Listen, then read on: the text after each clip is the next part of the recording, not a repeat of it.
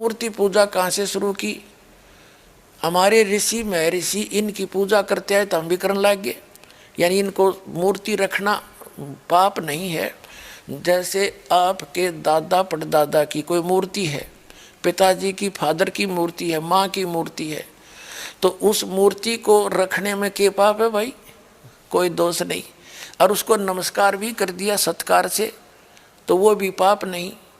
मतलब कहने का भाव ये है कि हम किसी मूर्ति को रखते हैं, अपने माता पिता को की मूर्ति है तो वो बुरी नहीं है, लेकिन उसको भगवान मान के पूजना ये गलत है। तो हम मूर्ति की पूजा, जैसे हिंदू धर्म से दास खूब परिचित है, ये बेसिक मूर्ति का फूल भी चढ़ावे हैं, उसने नवावा दवावा भी है और उसका आगे धूप दाप भी दे हैं, पर पूजा तो उसे भी नहीं करते हैं। कोई किसी मंत्र का जाप करता है, कोई गीता का पाठ करता है, कोई पुराण का पाठ करता है। और फिर भी इनसे कोई पूछता है, जैसे दास विष्णु जी का पुजारी था, हनुमान जी का, बाबा श्याम जी का, यानी जैसे सारे ही देवताओं के हम तो पुजारी थे जब तक ज्ञान नहीं था। तो फिर भी हमसे कोई पूछता था कि समाधि ध्यान लगाया करो। ध्यान लगाते क्या देखा कि भगवान तो दिखता ही नहीं, वो तो निराकार है। हम फिर भी अन्य परमात्मा को परमात्मा मानते थे, विष्णु जी को अपना इष्ट मानते हुए, साकार मूर्ति रखते हुए भी हम भगवान को कोई अन्य ही माना करते थे। ये हमारा डामाडोल ज्ञान था। अब परमात्मा, जैसे मुसलमान भाई कहते हैं कि हिंदू सब मानते सब खुदा हैं, तो ये उनकी अल्पज्ञता है, अध्यात्म ज्ञानहीनता है। जैसे वो भी मानते फरिश्ते हैं, उनको देवता कहते फरिश्ते को, हम भी मानते हैं फरिश्ते हैं और देवता हैं।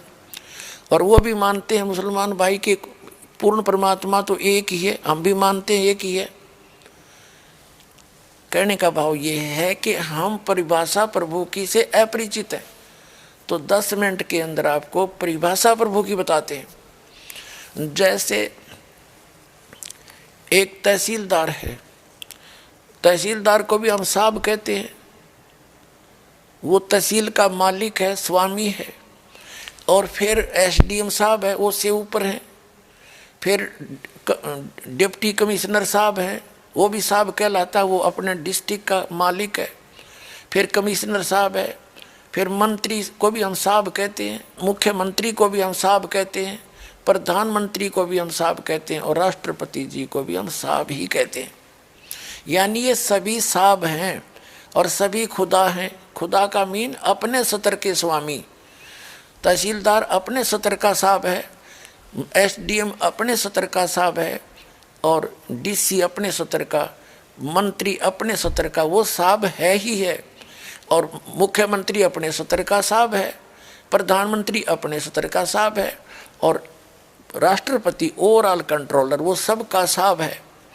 तो सभी साहब भी हैं और सभी उस खुदा के भी उस खुदा के हैं। यानी सभी साहब होते हुए जितने मंत्री मुख्यमंत्री हैं, और ये सब उसके हैं, किसके? राष्ट्रपति के। उस सभी राष्ट्रपति के हैं, ये उस एक खुदा के हैं हम सभी। लेकिन ये सभी अपने सतर पर भी देवता भी हैं। उनका ये सोच अध्यात्म ज्ञानहीनता के कारण है कि हिंदू मानते हैं कि सब खुदा हैं। वो तो पृथ्वी को भी खुदा कहें, सूरज ने भी भगवान माने, पानी को भी, जल को भी भगवान मानते हैं, और पृथ्वी सबको। इसका भाव ये है कि जैसे यहाँ एक विद्युत मंत्री है, एक फॉरेस्ट मिनिस्टर है, तो विद्युत मंत्री कोई जड़ नहीं है, वो एक मनुष्य है। उसके अंतर्गत ये सारी इलेक्ट्रिक विभाग जो इलेक्ट्रिकल, ये सारे विभाग आते हैं। ऐसे ही जैसे कोई फॉरेस्ट मिनिस्टर है, वो कोई वृक्ष नहीं है, कोई जंगल समूह नहीं है, वो जंगल समूह का कंट्रोलर है। ऐसे ही जो सूर्य देवता है, उसका नाम सूर्य देव है। वो नर आकार है, एक चलती फिरती शक्ति है, और उसके अंदर जितने भी प्रकाश स्रोत हैं विश्व के, वो सारे उसके कंट्रोल में। वो विद्युत मंत्री समझ लो।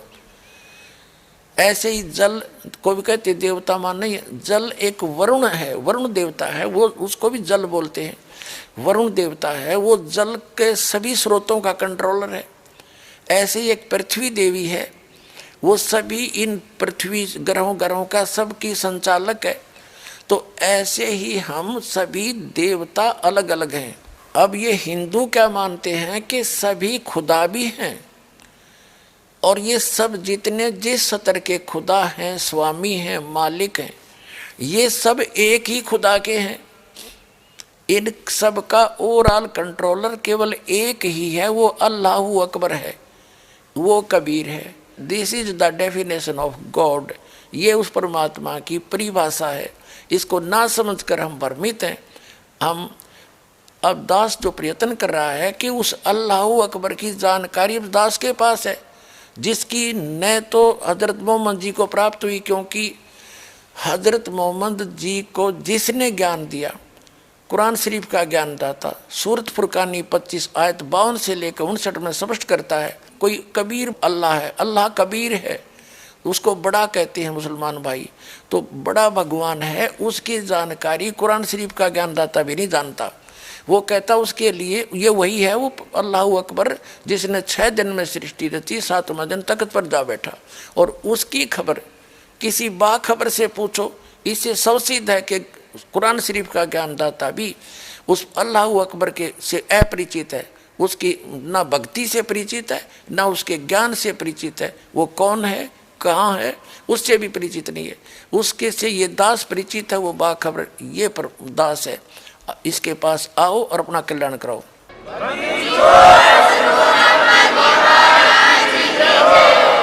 इसी प्रकार वेद ज्ञानदाता भी ये ब्रह्म है, जो कुरान शरीफ का ज्ञानदाता, जो कभी सामने नहीं आता, पर्दे के पीछे से गुप्त होकर आकाशवाणी करता है या किसी में प्रवेश होकर बोलता है।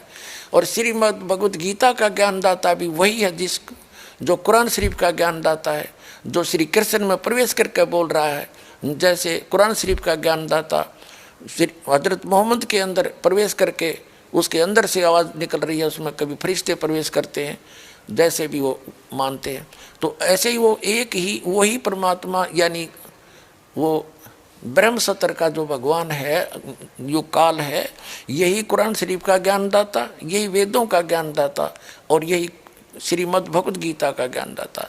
श्रीमद् भगवत गीता अध्याय नंबर 4 के श्लोक नंबर 34 में गीता ज्ञानदाता भी कहता है कि मुझे ज्ञान नहीं उस परम अक्षर ब्रह्म का, जिसके विषय में यह कहता कि अर्जुन 18वें अध्याय के 62वें श्लोक में तू सर्वभाव से उस परमेश्वर की शरण में जा, उसकी कृपा से ही तू परम शांति को और सनातन परम धाम को प्राप्त होगा।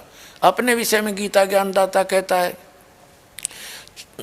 4थे अध्याय के 5 और 9 श्लोक में, 2रे अध्याय के 12वें श्लोक में और 10वें अध्याय के 2रे श्लोक में कि अर्जुन तेरे और मेरे बहुत जन्म हो चुके, तू नहीं जानता मैं जानता हूँ।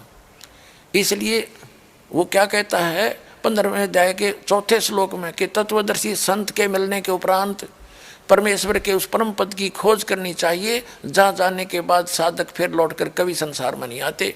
18वें अध्याय के 62वें श्लोक में गीता ज्ञानदाता कहता है कि अर्जुन तू सर्वभाव से उस परमेश्वर की शरण में जा, उसकी कृपा से ही तू परम शांति को और सनातन परम धाम को प्राप्त होगा। इससे सवसिद्ध हो गया कि गीता ज्ञानदाता, कुरान शरीफ का ज्ञानदाता, वेदों का ज्ञानदाता उस पूर्ण परमात्मा के ज्ञान से अपरिचित है। यजुर्वेद अध्याय नंबर 40 के मंत्र नंबर 10 में वेद ज्ञानदाता भी कहता है कि कोई तो परमात्मा को असंभवात, यानी वो कभी जन्म नहीं लेता, निराकार मानते हैं, और कोई संभवात कहते हैं कि वो जन्म लेकर आता भगवान जैसे राम और कृष्ण के रूप में।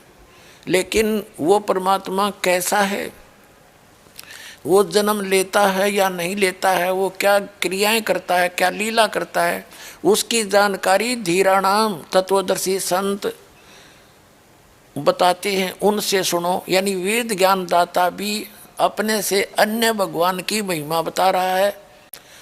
40वें अध्याय के 15 और 17 श्लोक में 2 प्रभु से 2 जाते हैं। वेद ज्ञानदाता कहता है मेरा एक ओम नाम है, उसका जाप करोगे तो ओम नाम के सत्र का अमृतो आपको प्राप्त होगा, आपकी उतनी परम गति हो जाएगी। फिर 17वें श्लोक में कहा कि वो पूर्ण परमात्मा तो प्रोक्ष है, गुप्त है, मैं ब्रह्म हूँ, ब्रह्म लोक में रहता हूँ। इससे सिद्ध हो गया कि वेद ज्ञानदाता से भी कोई अन्य है और उसकी जानकारी किसी तत्वदर्शी संत से पूछने को ही कहा है। ठीक इसी प्रकार कुरान शरीफ का ज्ञानदाता भी अपने से अन्य उस अल्लाह अकबर यानी बड़े भगवान की तरफ की पाकी बयान करने को कह रहा है। वही समर्थ है, उसी ने 6 दिन में सृष्टि रची, 7वें दिन तख्त पर जा बैठा। उसके विषय में कुरान शरीफ का ज्ञानदाता भी अनभिज्ञ है, वो नहीं जानता है। उसके लिए तत्वदर्शी संत से पूछने को कहा है। तो वो तत्वदर्शी संत ये दास है। दास के पास कंप्लीट कोर्स है, कंप्लीट स्पिरिचुअल नॉलेज है। आइए और ग्रहण करिए, अपना कल्याण कराइए। बोलो सतगुरुदेव की जय हो।